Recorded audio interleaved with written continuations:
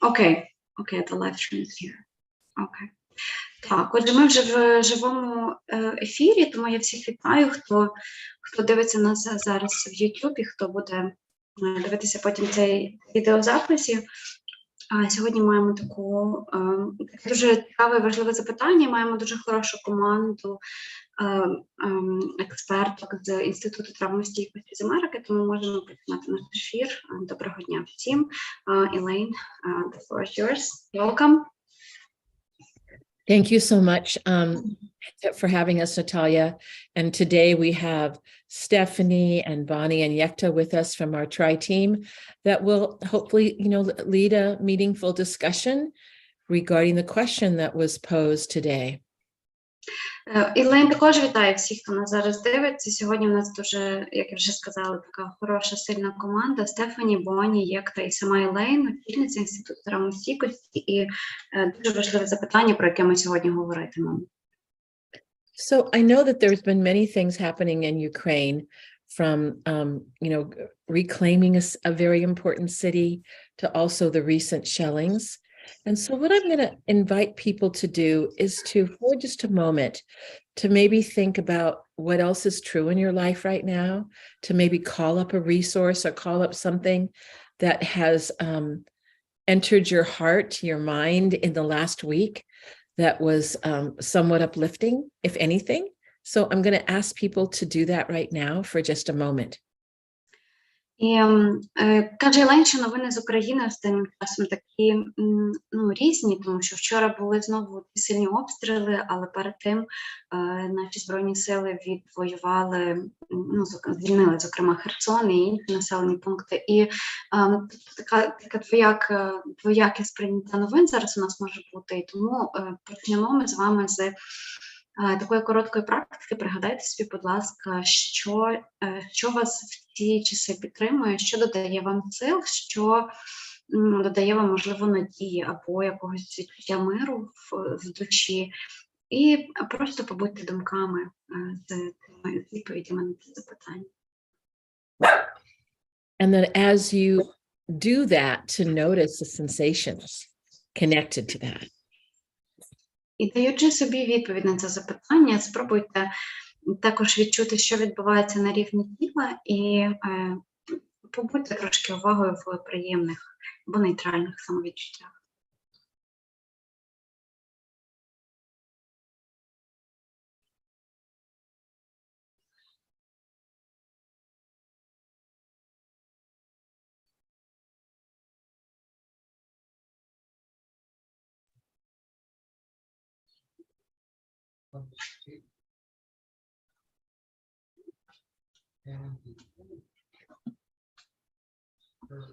I noticed a deeper breath for me, right in my heart. Elaine каже, що от вона помітила, що вона глибше вдихнула. Це таке теж доволі гарне самовідчуття для нервової системи. Were you able to think of something, Natalia, that what else was true, something uplifting? Yeah, I was thinking of this Kherson liberation and of people celebrating the return of their of Ukrainian army and Ukrainian government to their places. But I was thinking also of how difficult it must have been for them, because they have been under occupation for all this time, since the very first days.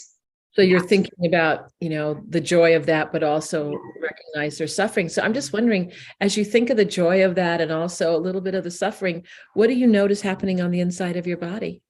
I felt like I was smiling maybe a bit, and this smile is really comforting.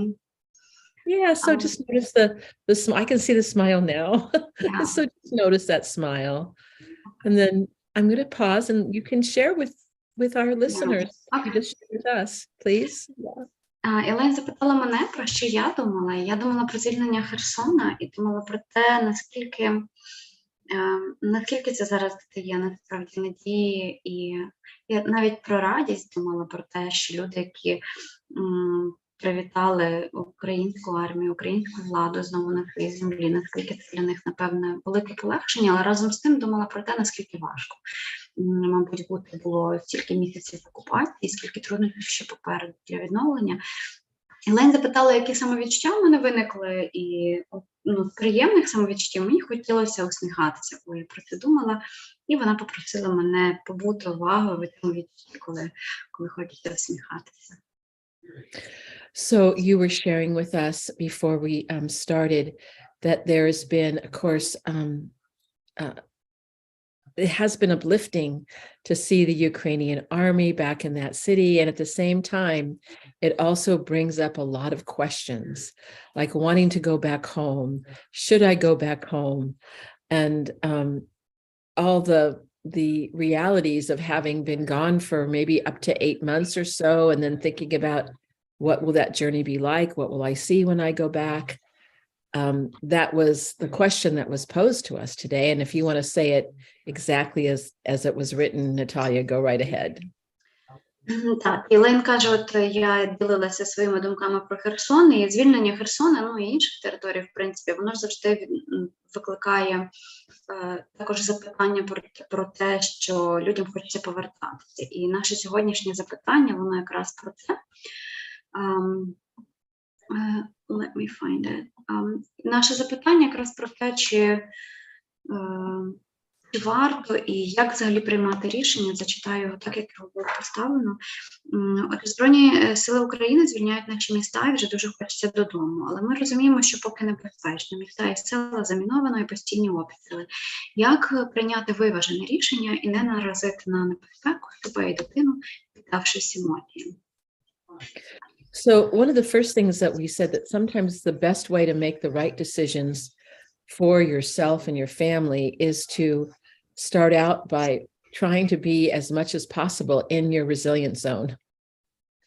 Почнемо з того, що зазвичай найкращі рішення для себе і для дітей приймаються тоді, коли ми перебуваємо максимально у своїй зоні стійкості.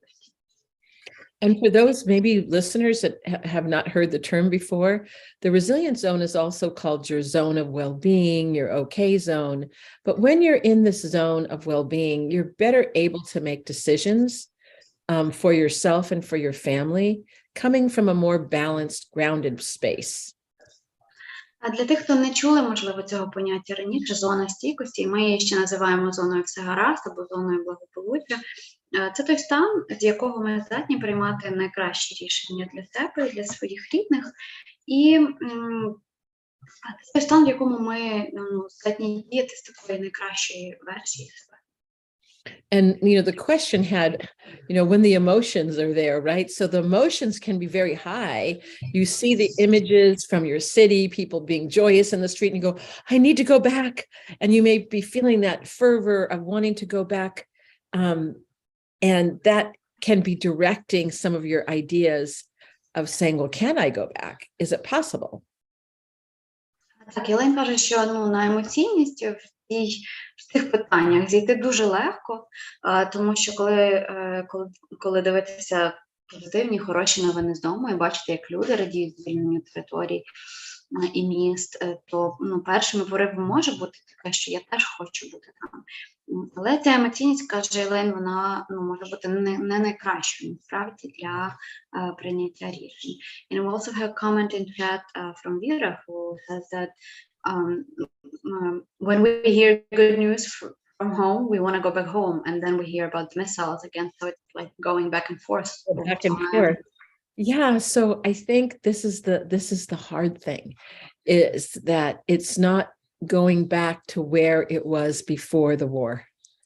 And I think that can be hard to sometimes wrap your head around, that going back is going back to the way it is now, which includes the missiles, which includes, is there water? Is there heat? Is there ways to get food for my family? What part of the infrastructure is still there that can support us coming back to that part of Ukraine? Так, і також у нас у чаті був коментар, що щойно почуємо новини добрі, плануємо додому, а потім знову чуємо про ракети. І оце коливання туди-сюди, Лейн каже, власне, воно відображає, скажімо так, ми коли хочемо повернутися назад, то ми собі можемо уявляти, що це є повернення до якогось довоєнного життя, чи до того, що ми залишили. Але потрібно не забувати, що це не буде поверненням до того, що ми залишили, що реальність зараз інакше. В цій реальності є в тому числі і обстріли, і ракети, і там відсутність електро- чи водопостачання. So sometimes the answers to those practical questions may dampen the excitement of really just of wanting to go back and the high emotions that are connected to that. Але іноді ці практичні запитання, чи буде світло, чи буде мені, чи буде тепло в квартирі, чи буде куди там дитині ходити в школу, вони тонуть у цьому емоційному потоці, пов'язаному з тими позитивними емоціями в зв'язку зі звільненням, і ми їх тоді просто ці запитання ігноруємо або не чуємо. And I'd love to have Gekta give some of her insights into, she has a lot of insights from working with displaced persons from Iran and survivor's guilt that can also, I think, play into the equation for some people. So Gekta, would you share a little bit about your thoughts about that? Of course. I was running a group yesterday with some of the Iranian women that they don't live currently in Iran. They were actually a couple of young ladies, I think 20 to 30, that most of their life they lived in Iran and recently they left Iran. Так, Ілен запросила Єкту поділитися своїм досвідом. Вона, Єкта, працює зараз з групою іранських жінок, які віком 20-30, орієнтовно, які прожили більшість життя в Ірані, недавно переїхали в Сполучені Штати, і от вона з ними зараз працює як із групою. And they currently live in Canada, but as you might be aware about the protests in Iran and the uprising of people after 45 years of being under the influence of the Islamic Republic by force. І ці жінки не в Америці живуть зараз, а в Канаді, і вони не так. І як ти кажеш, що от вони лише недавно втекли з цієї країни, а люди, які залишаються в країні, вони продовжують жити під 45-річним правлінням Ісламської республіки, яка, влада ця, вона була нав'язана людям силою. And mainly, I'm just going to give a little bit of history, is when that happened, they forced women to cover themselves up, and some of us, we didn't have a choice. We just had to do it. Or they would, at the beginning, they would either kill people or take them to prison.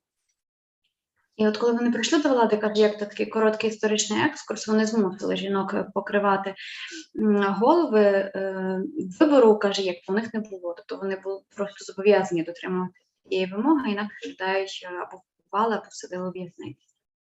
So this uprising started with the government people killing one of a girl named Mahsa at the age of 22, which her hair was not fully covered, and they beaten her up to death. Так, і повстання, це, протести, які зараз відбуваються, вони почалися з того, що влада забила до смерті 22-річну іранку, в якої голова була не повністю покрита. And this is the time where people, especially women who didn't have a choice, have been waiting for all these years. And some of these girls, they left Iran recently, and they feel guilty for being here and not participating in this uprising right now.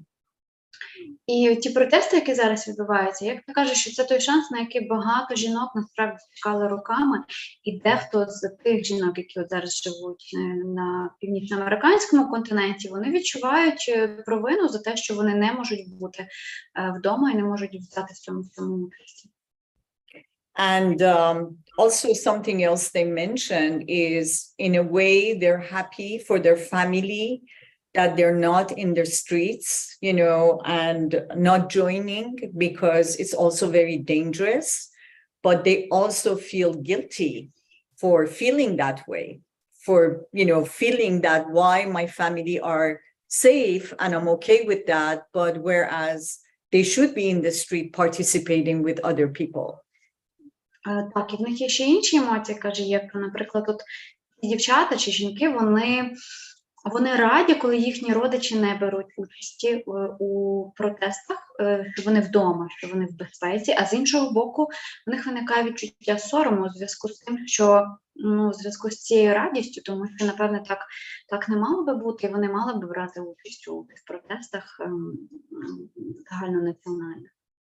So what was coming up for them, as Elaine mentioned, was kind of a survival's guilt, and they expressed like a mixed bag of emotion between being happy and hopeful about what's happening, which is reminding me of the situation in Ukraine, but also feeling guilty of like, why am I not there? Also being afraid for their lives that if I was there, it would be very dangerous. So this situation just reminded me of what was very fresh in my mind from yesterday. І тобто загалом ці дівчата, вони відчувають цілий такий асортимент емоцій, і з одного боку радість за те, що такі зрушення відбуваються, за те, що є цей шанс, страх за те, що якби вони були вдома, то вони були б під загрозою, або в небезпечній ситуації, і почуття провини за те, що вони не беруть в цьому участі, чи що їхні рідні не беруть в цьому участі. І як то каже, що події українські кількох останніх днів теж її зрезонували якраз через те, що, можливо, теж є такий цілий мікс емоцій у нас. And I think Elaine's explanation at the beginning just addressed that, which I wish I made that explanation or taped her voice and helped them with that yesterday, because I was kind of clueless about what to say. So I'm glad that, you explained this, Elaine, so I can use it next time. Thank you. Так, і як ти кажеш, що те, що перед тим пояснила Елейн, вона якраз відображає ті слова, які я так хотіла сказати для нас, тому фактично вона підписується під тим, що перед тим говорила Елейн. So, thank you. And I guess what we're trying to say is the emotions and the feelings can be complicated. Елейн каже, що основний посил у тому, що в цей час, в цей момент емоції і почуття можуть бути дуже такими заплутаними. Right. So I'm going to go to Bonnie and Stephanie now and see if Bonnie and then Stephanie would like to add to what we're talking about so far today. Bonnie? Yeah. Hello, everyone. So honored to be here. And, I think about the emotions. I think that's the word that really captured me. And first, I want to say just kudos to all of you for living through all these emotions. And I mean, just kudos to you. Thank you, Bonnie. Бонні вітає також всіх на нашому сьогоднішньому колі підтримки і каже, що в запитанні, і в цьому діалозі попередньому її найбільше зачепило слово емоції. Вона думає про те, скільки емоцій різних ми зараз всі переживаємо, і наскільки ці емоції масштабні і сильні, що просто велика похвала нам усім за те, що ми взагалі здатні проживати ці емоції і триматися з ними. And I think Elaine will go through things later, but, just really being very kind to yourself. I think just for a little bit of time here that, no one wrote a book on how to deal with all these emotions. You're living it day by day. And it's really, truly amazing to watch the resilience of all of you. І Поні нагадує нам усім про доброту до самих себе, що треба ставитися з такою поблажливістю, з любов'ю, напевне, навіть до себе, з добротою в основному. Тому що проживати всі ці емоції, бути в них всіх, це доволі непросто. І ми з цим даємо собі раду, і вона також відзначає стійкість нас усіх, яку ми проявляємо в цій ситуації. От не забувати також турботу до себе проявляти. I think that, thank you so much, Bonnie, because I think it's really important to give yourself some grace right now with everything that's happening. You might, do a list of all the reasons to stay where you are and all the reasons to go back. And you're looking at them and going, oh my gosh, there's so many reasons to stay and so many reasons to go. What do I do? Ілейн підтверджує цю думку, каже, що справді емоції доволі складні, масштабні, і треба не забувати про те, що це складно, що таке рішення прийняти складно. Бути в такій ситуації складно. Можна навіть скласти список причин поїхати і причин залишитись, глянути на ці списки і розуміти, що однаково багато причин, щоб поїхати і щоб залишитись. Що з цим робити? And I think it can be such a big heartache. What people have shared with us is that sometimes they're in another part of the country, and that their parents who are elderly are in another part, and feeling like how I want to help them, and yet you want to safeguard the well-being of your children. And if we go back, will they be more in danger? I think that many of the adults that have children and older adults are especially in hard situations because they feel pulled to these individuals who they love in their life that need them. Yeah, that's true. І Ілейн каже, що, напевно, найскладніші ситуації перебувають дорослі люди такого середнього віку, у кого ще є батьки і в кого вже є діти, тому що часто це історії про те, як батьки залишилися, а мами з дітьми виїхали, і це дуже складно, коли розриває між різними полюсами, між рідними, між дітьми і батьками, між місцем, куди виїхали, і домом.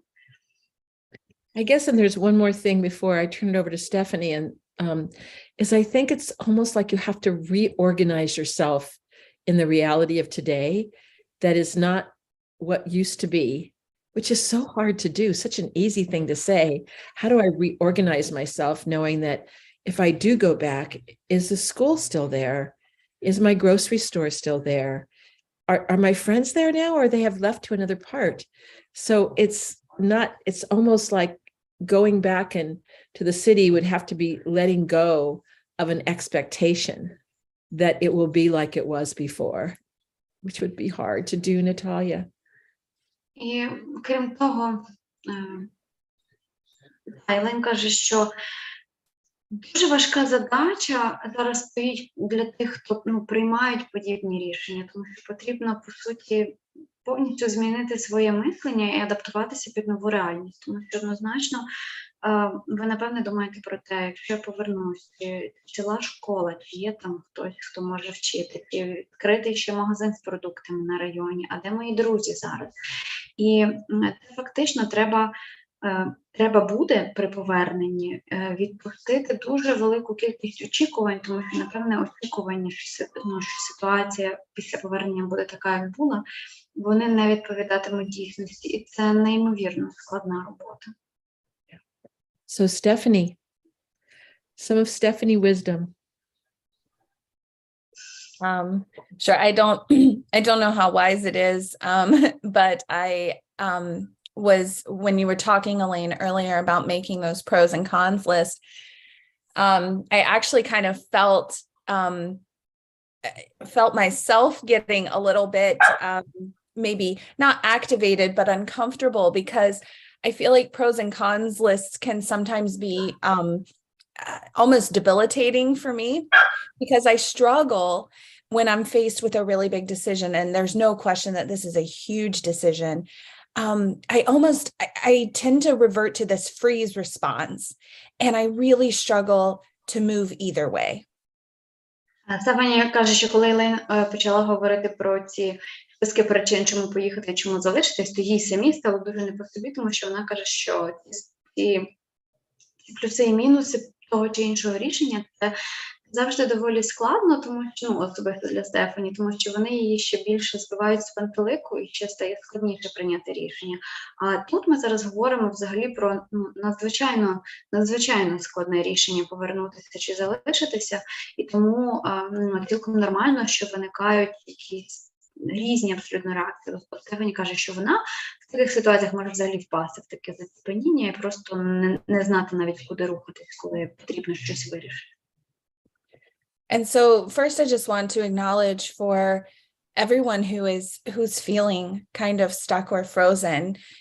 There's so many good reasons to stay. There's so many good reasons to return home, and you feel like you're incapable of making decisions. There's nothing wrong with you. You're not broken. Your body is trying to keep you safe. And when neither option seems ideal, sometimes that's your body's natural response, is to just freeze. And that's okay, to just acknowledge that that's what your body is doing to keep you safe. Тому якщо ви потрапляєте в схожу ситуацію, коли ви намагаєтеся вирішити між поїхати і залишитися, жодне з цих рішень, напевне, не є ідеальним в цій ситуації. Кожне не підходить з тих чи інших причин. Якщо при намаганні прийняти рішення у вас просто стає якийсь повний ступор чи заціпеніння, і ви не розумієте, що з цим робити і як бути далі, то знайте, що це абсолютно нормально. Дайте собі можливість побути з цим, ну, тобто цією думкою, що це нормально, це не з вами щось не так, це не з вашою нервовою системою, чи здатністю сприймати рішення щось не так. Це абсолютно нормальна реакція тіла, бо воно захищає нас від загрозливих ситуацій, а прийняття подібного рішення – це доволі стресово. Now, of course, I don't think anyone wants to stay frozen in place indefinitely.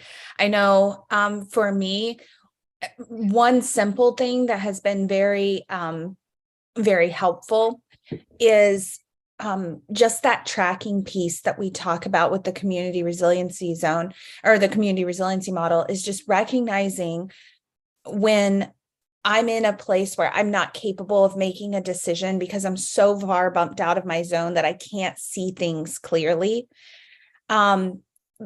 Honestly, just being able to recognize that has been really helpful for allowing me to be able to say, okay, what can I do to resettle?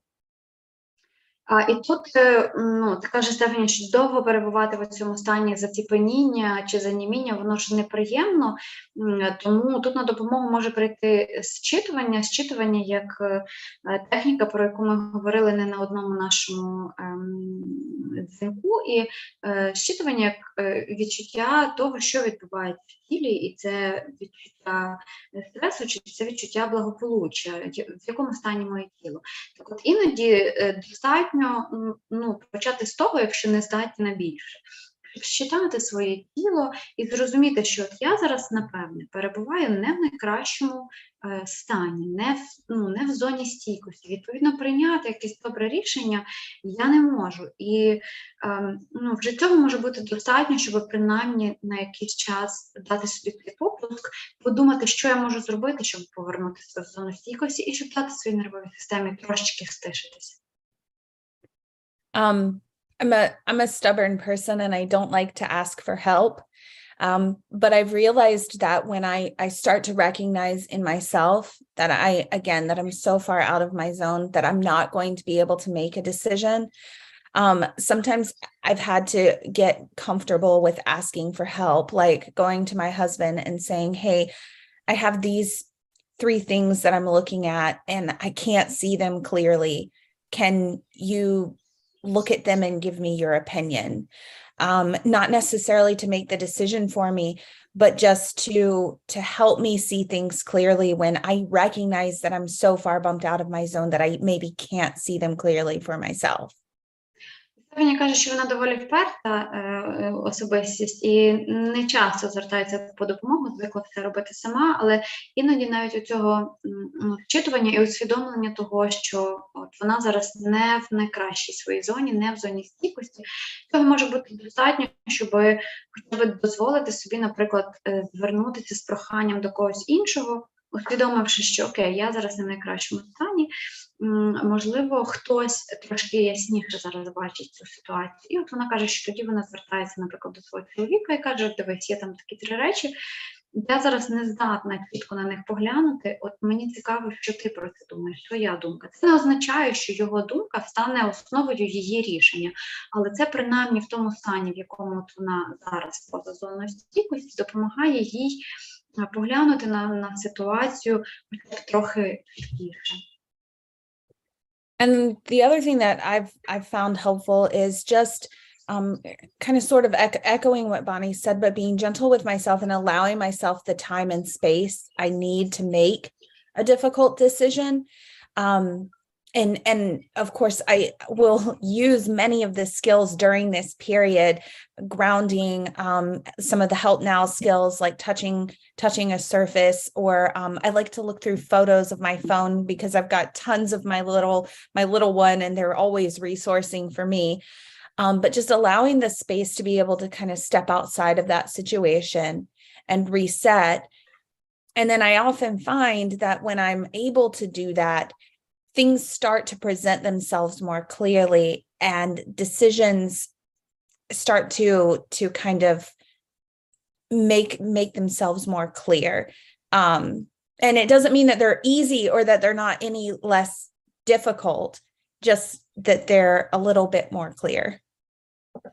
І от тоді, каже Стефані, коли є оце усвідомлення, що я поза зоною стійкості, я зараз не дуже здатна прийняти добре рішення, варто проявляти до себе оцю делікатність, цю доброту, про яку говорила Бонні, і використати, розуміючи, що я не в зоні, використати якусь із навичок, про які ми говоримо тут, відколи ми говоримо тут.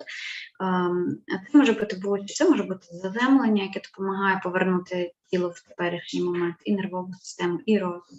Це може бути щось із технік миттєвої допомоги, чи ресурсність. Стефані каже, що їй допомагає відкрити галерею в телефоні і дивитися фотографії доньки, це для неї сильний ресурс. І тоді якби ми самі собі створюємо і даємо час і простір на те, щоб по-перше, заспокоїти свою нервову систему, а по-друге, щоб ті рішення в важких ситуаціях, щоб вони якось почали проявляти себе. Це не означає, що це рішення буде легким, що його легко буде втілити. Але це означає, що коли стишується нервова система і думки перестають крутитися в голові як скажені, рішення можна буде побачити трохи ясніше. Oh, I think, Elena, you're muted. My dogs were barking, so I muted myself.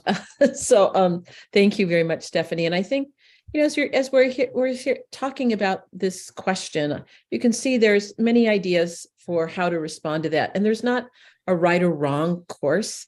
I might be a person that likes to look at my pros and cons, put them on a piece of paper. And I sometimes use sticky notes because it helps me clear my head. Where for Stephanie, that makes her go into a freeze response. So I don't want to give people the idea that one is better than the other. They're different, and we're all different people in terms of what we may need to sort out our thoughts about something.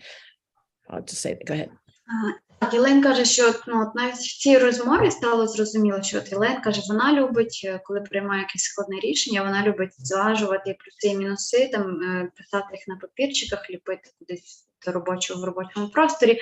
Їй так легше. Стефані поділилася, що їй це навпаки виносить, тому що стає складніше прийняти рішення. Єлен каже, що це свідчить про те, що немає тут якогось правильного одного алгоритму, як нам, вам в кожній конкретній ситуації сісти і прийняти рішення. Натомість швидше відкривається розуміння, що ми всі різні. Для різних людей різні підходи працюватимуть по-різному. Yeah. And so the other thing I wanted to say something about the freeze response, because I think it's important that people understand there's different kinds of freeze responses. And there's a freeze response that happens after what we call an inescapable attack, where we really go into almost like, look at my face, we almost go into shock. And it's almost like a veil comes over our entire body and we feel numb. That can happen, for example, as the result of a shelling that was too close, or seeing something with our own eyes that was horrific for us, that may actually bump us out of being able to be present with our families and with just even doing tasks of daily living, like trying to figure out how to feed your children. Єлен каже, що ми тут заторкнули тему реакції завмирання. І вона хоче трошки детальніше про це поговорити. Реакція завмирання – це така реакція нервової системи, яку наш мозок запускає коли ми переживаємо якусь неминучу загрозу. Щось, від чого ми втекти не можемо, і може бути така от реакція. Вона полягає в тому, що, як Єлена пояснила, фактично ніби якась вуаль опускається на обличчя, взагалі на все тіло, нас заморожує, ми нічого не можемо робити, ми не здатні прийняти рішення, ми іноді не здатні навіть якісь базові речі там по дому чи по господарству виконувати, тому що повністю такі як паралізовані. And this would be like one end of the spectrum, Natalia, like being very, very much in the low zone and having great difficulty getting out of that state without help. І це дуже таке глибоке, оця реакція, це дуже глибоке перебування в зоні пригніченості, коли ми вилітаємо з зони стійкості вниз, і довге перебування в такому стані, воно потребує якоїсь допомоги, щоб звідти вийти. And then there can be, as Stephanie has described, you're looking at these different choices that you're trying to make, and you almost like you go blank because you don't know which way to go. And that's a little bit different than that freeze response that I just described, that physiological freeze response that can actually lead to symptoms of post-traumatic stress. And we've talked a lot about that on these calls, about how to wake up the nervous system if that happens. And usually talking is not enough. It has to be something physical that helps the person come back and, lifting the veil and can, see more clearly again. That has a lot to do with our help now strategies. Так, і оця реакція, про яку говорила Стефані, коли ми дивимося на різні варіанти розвитку подій чи прийняття рішень і впадаємо в ступор від них, вона, напевне, дещо відрізняється від самої цієї реакції замори, яку нервова система запускає, коли в нас відбувається щось серйозне, щось шокове, травматичне. Тому що ця реакція замори, особливо тривале в ній перебування, вони більше йдуть в сторону спектру посттравматичних стресових розладів. А ось це заціпеніння прийняття рішення, це може бути трошки дещо інше. And oftentimes when we have those times when we go blank, just like Stephanie said, talking to a trusted person, whether it's your partner or a good friend or a parent, the thinking parts of our brain are still there so that we can still make those kinds of decisions with help, which is a little bit different than that freeze response where you really can be immobile. І оцей ступор в прийнятті рішення, він може бути дещо такою легшою формою, з якої легше вийти. Можна використати, Єлена перед тим казала, стратегії миттєвої допомоги, чи будь-що на рівні тіла, тому що в цій реакції наш мозок, ніби він частково когнітивна функція вимикається, а частково вона ще на місці. І от, власне, це про що говорила Стефані, що поговорити з кимось, поділитися з кимось, хто, можливо, більш тверезо дивиться на ситуацію, це теж є одним зі способів вивести себе з цього ступора, тому що якщо когнітивна функція мозку вимкнена лише частково, то, можливо, така розмова поверне його до кращого функціонування. And so when you're in that really extreme freeze experience, people often feel a lot of shame that why can't I do something, that, everyone's telling me I should do something, but you really feel almost like you're frozen, that you can't do that. It's such a physiological response. І оце перебування в такій глибокій реакції заніміння, заціпеніння, воно іноді викликає неабиякий сором людини, тому що ми можемо думати, що зі мною не так, чому я ні на що не здатна, нічого не можу зробити, але насправді з цього стану вийти доволі непросто, і особливо це не робиться через розмови, через мозок. And also we can get overwhelmed by making a decision, not being in the freeze response like I've discussed, because maybe we have family and friends in other parts of Ukraine that are saying, you have to come back home, you have to come back home. And you're going, well, I want to come back home, but then I don't know if I want to go back home. And you feel like you're on a seesaw, not knowing which way to go and feeling the pressure of what to do. Коли цей ступор при прийнятті рішення, то це може бути трохи інше, тому що це може ускладнюватись, наприклад, наявністю друзів чи рідних, які залишилися вдома, які теж якби тиснуть на шальки оцих разів прийняття рішень своїми порадами чи підганяннями, що давай приїдь швидше чи не швидше, але ми розуміємо, що ні, я ще не можу чи не хочу повертатися. Оце такі гойдалки емоційні теж можуть дуже сильно на нас впливати. You know, we were talking before we started the call with you this morning about how often we had to learn, read, hear about our different aspects of our brain networks that helped us understand oftentimes what happened to us, giving us a new kind of window to look at our reactions. So I want to give you a little bit of a review of the brain right now that kind of is connected to what I've just been talking about.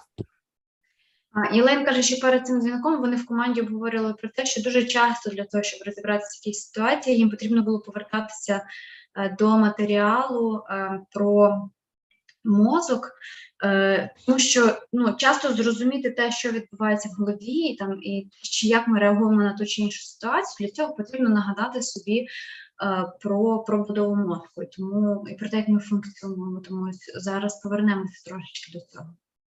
So in the community resiliency model, and really it's very important to understand how this plays out with the question that was posed to us today.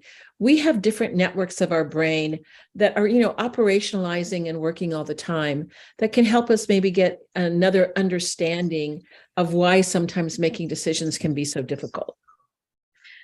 Так, тут у нас виведений слайд, який, правда, перекладений Google Translate, а не нами, тому я за це наперед перепрошую, але я спробую пояснити це, як я розумію, максимально правильно. Так, Єлен каже, що є різні кілька мереж в мозку, які функціонують в тій чи іншій сфері роботи мозку. І розуміння того, як вони працюють, може нам допомогти зрозуміти, чому ми реагуємо так чи інакше. So when we think about the brain and we think about the survival network, we're talking about the brain stem. It's like right now you're maybe digesting your lunch or your breakfast or maybe your dinner, because I know it's later there in Ukraine. You're not thinking about that. It has happened automatically. And that's the same as your survival responses. If you're threatened, your survival network will propel us into action in order to keep us safe and alive. Отже, тут на зображенні, де є стовбур головного мозку, нижній червоний кружечок, там розташовані мережі виживання. Це є інстинктивні мережі нейронів, які не потребують нашої участі. От, наприклад, у нас зараз такий пообідній час, чи майже вечірній, хто поїли, то процеси травлення, які відбуваються зараз у вашому тілі, вони не потребують вашої мозкової участі. Оця частина мозку запускає їх автоматично. Точно так само вона запускає інші процеси, і, зокрема, реакції виживання. От ту реакцію завмерти, про яку ми говорили, це теж її робота. And so the way that the survival network comes into play has to do with a part of our limbic system, which is in the center here, and that has the amygdala. That is our appraisal system, and its job is to look at threats, to orient towards that threat, and to trigger those survival responses in order to keep us alive. And those survival responses include that fight, flight, and the freeze response that I talked about earlier.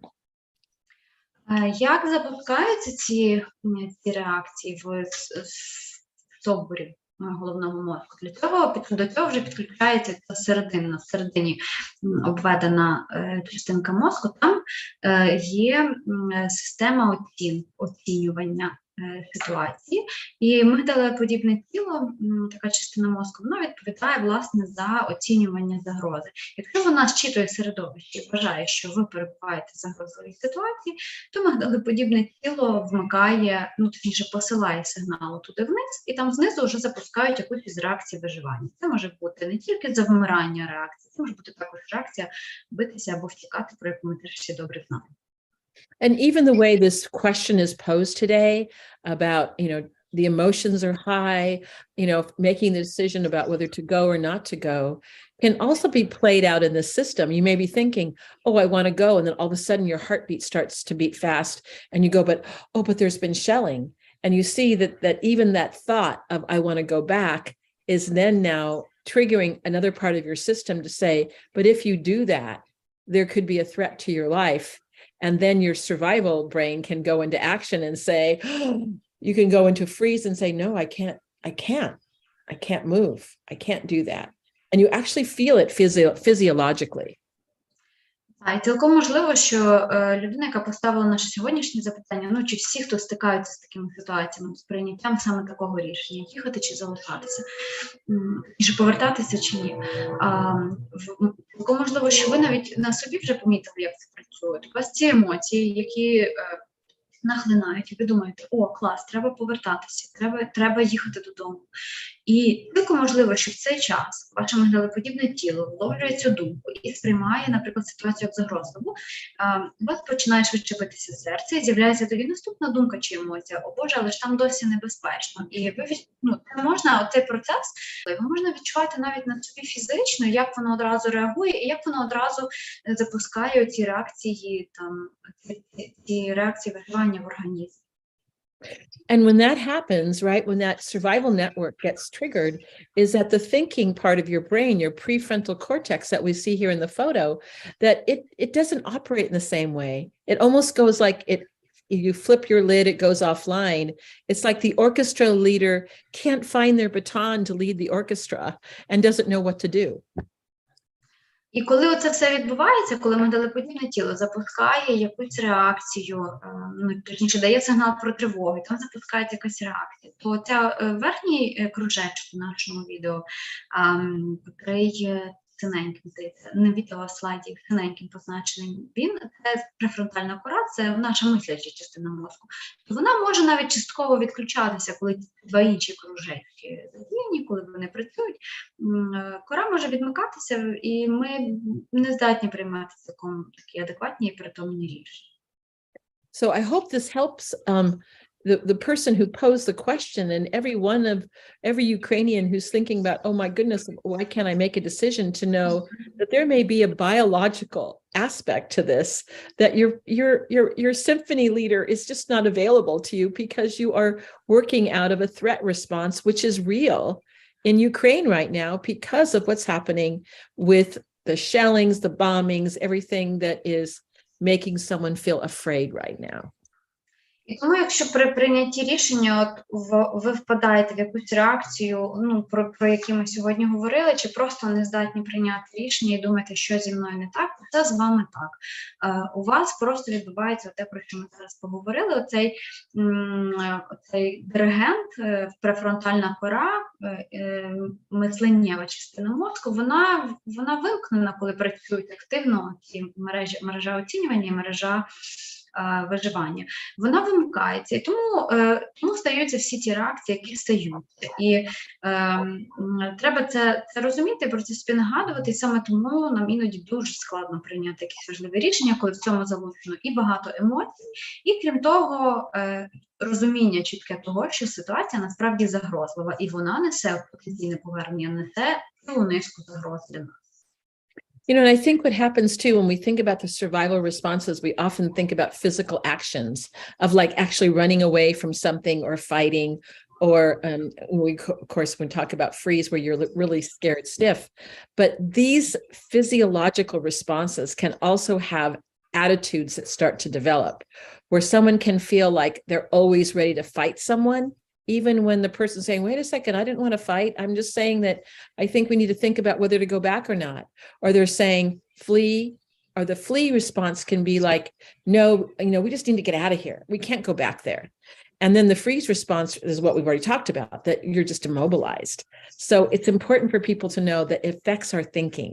It's not only the physical actions of fight, flight, and freeze.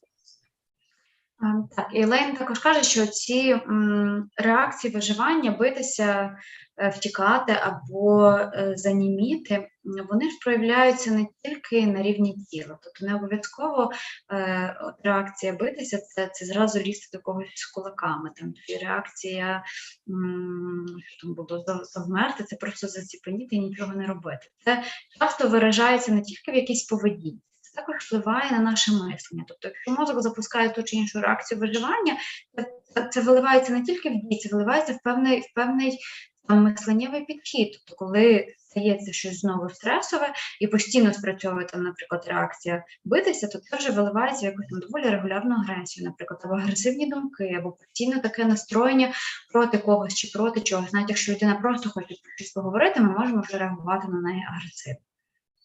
And then there's one other aspect that I want to talk about, and I think this comes more from our limbic system, but women more so than men have another survival strategy, which is called tending and befriending. And I can't help but think this is also part of that question. And what tending and befriending means that throughout the millennium is that for women have always been the ones that are usually in charge of the children and also in charge of maintaining the social group. Because as you know, as things have been, and this may be true somewhat too, what happens right now is many times more men are fighting in the war. I know that women are fighting as well, but that whole it's instinctual to take care of the social group also may be propelling us to, I need to get back there. I have to take care of my parents. I have to take care of my community, but I also need to take care of my children right where I am right now and the community that I've developed. And you can see where that desire to tend and befriend in the present where you are right now and where you came from can also be playing a little war on the inside. But that is not to say that men don't. Lane, please. Okay, sorry. Так, є ще одна реакція. Реакція, яку запускає мережа виживання, її тут на слайді немає, це реакція, яка більше притаманна, знову ж таки, це інстинктивні речі, це не те, що ми запускаємо не те, що ми запускаємо свідомо, це реакція доглядати і товаришувати, і вона більше притаманна для жінок. Тисячоліттями складалося так, що жінки частіше були відповідальні за виховання потомства і за збереження соціального кола. І знову ж таки, це є природна інстинктивна реакція мозку, яка полягає в тому, що коли є якась загроза у людини, може виникати ця підсвідома інстинктивна треба захистити, по-перше, потомство, по-друге, згуртуватися ближче в своєму соціальному колі і надавати цю підтримку, в тому числі цьому колу.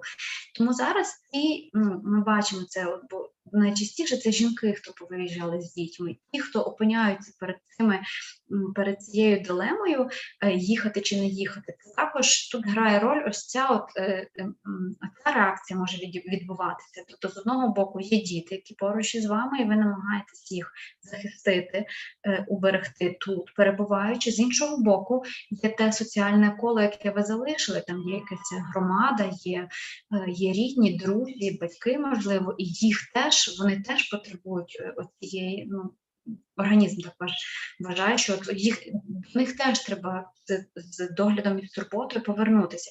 І тому це доволі така складна дилема, яка не тільки на рівні голови відбувається, це ще відбувається на рівні інстинктів. Thank you, Talia. I just wanted to say too, is that even though we know that there are men that tend and befriend as well, I think it's very important. I've been doing a deeper dive into the literature about tending and befriending in the last week, because I'm writing an article about it for Psychology Today. And it does seem to play out more in women than men. But I also want people to realize that that is part of how we're biologically primed as women to protect the social group. І тобто, попри те, що частіше ця реакція стається жінок, чоловіки теж можуть її проявляти. Ілень каже, що зараз багато читає на цю тему, але чоловіки здатні на таку реакцію, вона в них також спрацьовує, але здебільшого вона більше притаманна жінкам. Yeah. And, and I think we've seen that where many people who tend and befriend, right, that they sometimes do it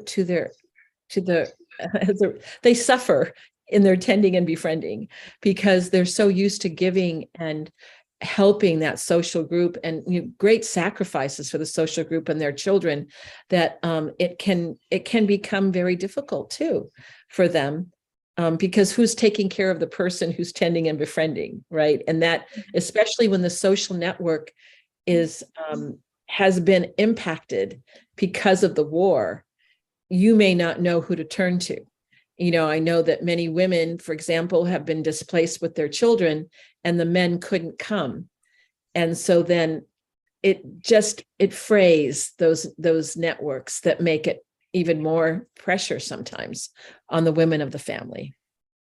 Так, але дуже часто, каже Елейн, ця реакція доглядати і товаришувати, вона шкодить, вона спрацьовує, вона виникає в нервовій системі чи в мозку, але вона може шкодити тій чи тому, в кого вона з'являється, тому що якщо ми говоримо про жінок, які виїжджали з дітьми і втратили своє соціальне коло, то вони, по суті, не мають звідки черпати. І каже Елейн, а хто потурбується про ту, яка хоче потурбуватися про інших? Дуже часто це, традиційне, звикле суспільне коло недоступне.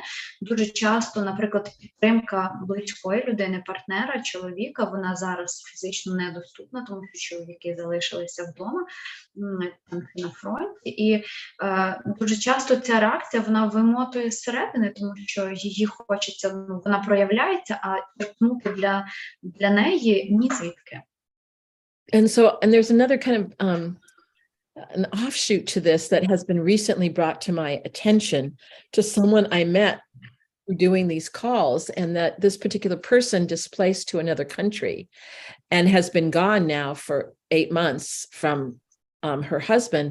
And her husband called her 2 weeks ago to let her know that he had fallen in love with someone else, that living without her for all those months and all the pressures of being in a war zone was too much. And he befriended another person, another woman, and he is now creating a new family with her.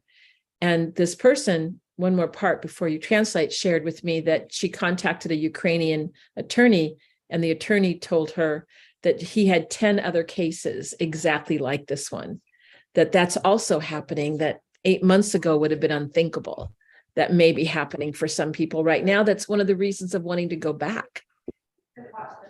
Так, і також Елейн розповіла історію про жінку, з якою вона спілкується, яка, я так розумію, українська біженка, яка залишила чоловіка в Україні. Елейн каже, що вони 2 місяці спілкувалися, і от кілька тижнів тому зателефонував чоловік цієї жінки і сказав їй, що він знайшов інше кохання, що її дуже довго не було, що зараз він потоваришував і зав'язав нові стосунки з іншою жінкою. І Елейн каже, що це не поодинокі випадки, ми зрештою самі знаємо, що це не поодинокі випадки, що юрист цієї жінки має зараз паралельно ще з десяток таких справ. І Елейн каже, що це теж одна з причин, чому може хотітися повернутися зараз, можливо, цей страх втратити свою людину. And I think, this particular person shared with me that they had so many regrets going, maybe I shouldn't have gone. Maybe I should have stayed. And yet it was a family decision that he was also a part of, thinking that she could be safer and then he would stay. And that would be a lifeline for him, depending on how long the war lasted. So these, again, are situations that would not have happened, but for the war. Так, і це, людей, які опиняються в таких ситуаціях, каже Елейн, може бути дуже багато жалю з приводу того, що, і шкодувань, що, може, не треба було їхати, або, може, треба було швидше повернутися. Такі думки теж можуть виникати, але вона каже, що, та ситуація, ті ситуації, яких не було би, якби не війна. So, saying that, I also think that it's so important, as that I'm going to say, Natalia, is remembering what else is true about the situations that you're in, that, about those resources, about the things that uplift you, because there's a lot that can be put upon you that can feel like too much right now. Так, і як нагадування, таке от доволі підсумкове вже, Ілейн каже, що завжди потрібно собі ставити також запитання, а що ще правда, чи що ще відбувається, або що ще в мене є, як спосіб відволіктися, в тому числі від складної ситуації, по-інакшому на неї подивитися. So I'm going to ask, I know I've talked a lot, Bonnie and Yekta and Stephanie, if there's something else you want to share, or comments that have, come up from the things that I brought forward. Bonnie, did you have something you wanted to say? I just had one thing I wanted to share that's a resource for me, and it kind of is a little lighting. I don't know if anyone's ever heard of the book Bird by Bird. It's a book about writing. And in it, there's a story about a young boy, and he has to write a paper for each of 100 birds. And he's totally overwhelmed, has no idea how he's going to accomplish it. And his father says, well, I know how you're going to accomplish it. And the little boy says, how? Bird by bird. So I just want to remember everyone, bird by bird. Thank you. Nice story, Bonnie. I have the book, but didn't start reading it yet, but I really want to. Yeah. It's translated in Ukrainian, so people can read it. Так, Бонні наостанок поділилася своєю такою ідеєю. Чомусь їй спало на думку, є така книжка «Пташка за пташкою», вона є в українському перекладі.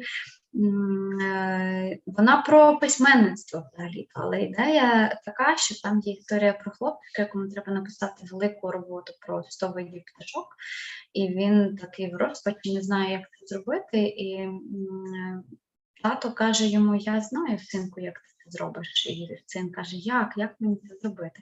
І батько каже, пташка за пташкою, тобто по одній пташці зараз. Я думаю, що це історія про те, що навіть великі і складні речі потребують якихось дрібних кроків, в тому числі про себе і про турботу про себе. I'm so glad it's translated into Ukrainian, Bonnie. You didn't know that. That's great. I'm gonna have to read it. Yekta or Stephanie, do you have anything you want to add? And I want to no. Yekta's saying no. Stephanie, I think you covered it all. Thank you. Yeah, I think everyone kind of hit where it needed to be.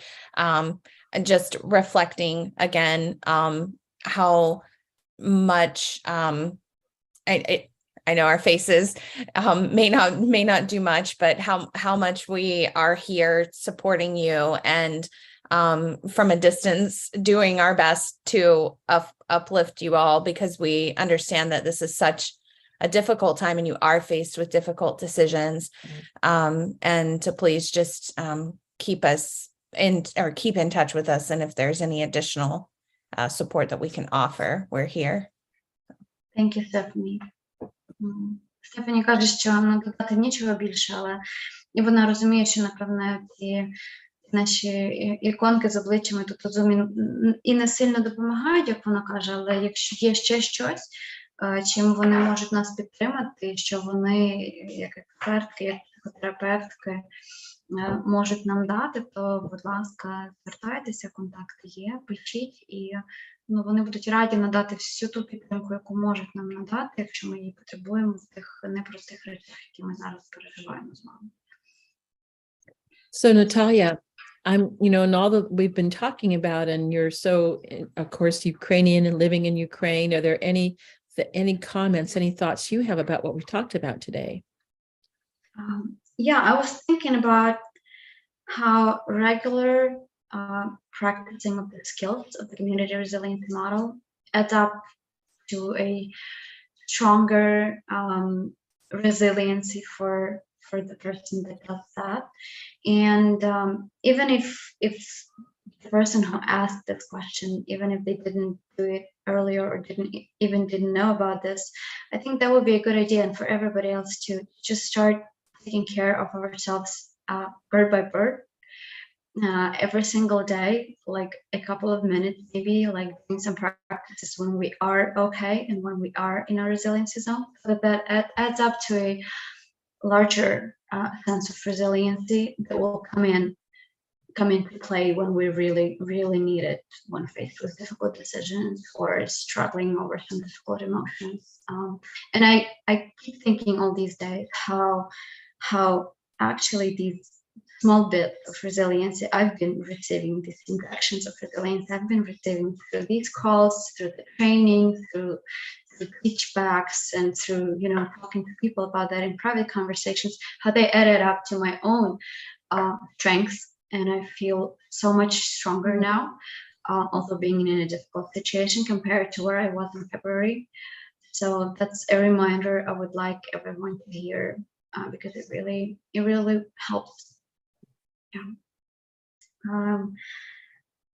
Ну, моє нагадування і моя порада полягає в тому, що усі навички моделі стійкості спільнот, про які ми тут говоримо вже стільки місяців, вони насправді працюють. Це абсолютно біологічна модель, і навіть якщо кілька хвилин протягом дня знаходити собі цей час, щоб заземлятися, щоб думати про свій ресурс, щоб навчитися відчувати краще своє тіло. Воно крок за кроком, пташка за пташкою, вибудовується у значно більшу стійкість. Я засвідчую це на собі, тому що я отримую ці ін'єкції стійкості і в наших просторах стійкості, і в навчанні, яке я уже зараз і сама можу проводити, і яке я отримала як учениця. І я розумію, що ці речі працюють. І робота над стійкістю – це така повсякденна, кропітка, покрокова робота, але вона з часом виливається в ту сильнішу якусь опору під ногами, яка може дуже сильно стати в нагоді, коли нам доведеться приймати складні рішення чи переживати наслідки складних рішень інших людей в нашому житті, чи переживати складні емоції. Я сама особисто відчуваю, що значно стійкіше зараз, аніж була у лютому, якраз, напевно, завдяки тому, що я ці місяці дуже тісно працюю з моделлю стійкості спільноти, тому це таке нагадування турбуватися про себе, особливо, коли ви в порядку, закріплювати собі це відчуття стійкості, воно вам іще знадобиться. I really thank you all for being with us today and for coming every single time we ask you to. So it's an honor and a pleasure and a great gift that we received from this terrible, terrible situation that we're going through. But all these people, all of you, you are great gifts for all of us. Thank you so much. Well, we are very grateful to you, Natalia, and to all who have come when we arrive, and when the questions you've asked, the way that I really am so grateful for our team too, that come and share their wisdom. But also, Natalia, I want to say that I've certainly seen you grow in many ways, and that you are now, you sound a lot like a community resiliency model teacher to me. So knowing that you're one now, so thank you for being part of our family too. Thank you. Так, Лен, дякую своїй команді і вам усім, хто приходить на ці сесії, хто дивиться їх потім. І мені за те, що я тепер в цій новій ролі, тільки моделі стійкості спільнот можу нести ці навички далі, і я дуже рада цій нагоді. Тому дякую всім за сьогоднішній ефір, за те, що були з нами. Дякуємо нашим експерткам і зустрінемося наступної середи. So see you next Wednesday. So yes, so remember your skills. Remember the the iChill app is up in Ukrainian now as well, so you can practice when we're not with you. Thank you so much, Natalia. Stay safe. Thank you, Lane. Stay safe. Thank you. Blessings. Bye-bye. Bye.